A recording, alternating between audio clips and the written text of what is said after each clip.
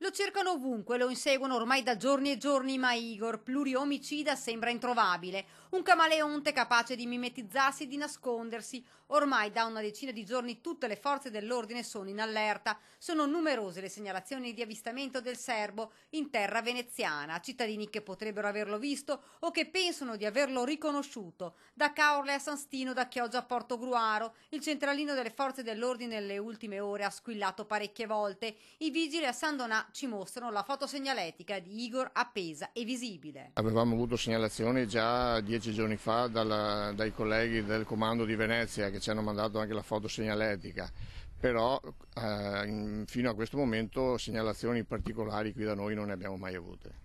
Comunque insomma la guardia rimane alta, è una persona pericolosa, altamente pericolosa, quindi insomma anche voi rimanete comunque in allerta. Sì, rimaniamo in allerta. La certezza è che centinaia fra carabinieri e polizia sono sulle tracce di Igor.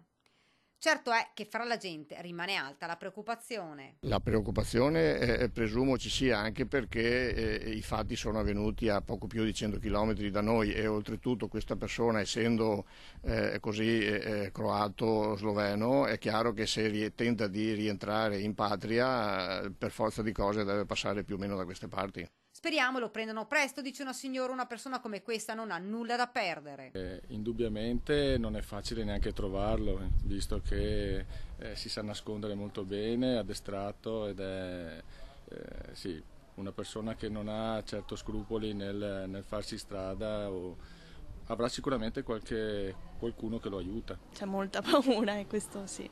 Sta girando qua, ecco, avrei paura soprattutto come mamma nei riguardi delle ragazze giovani. C'è paura? Sì, sì, sempre di più. Quello lì adesso si sta divertendo perché sta prendendo in giro tutti. È furbissimo e conosce tutte le tecniche. Ogni segnalazione che arriva ai centralini viene comunque presa in considerazione e valutata attentamente per non sottovalutare nulla. La caccia all'uomo continua.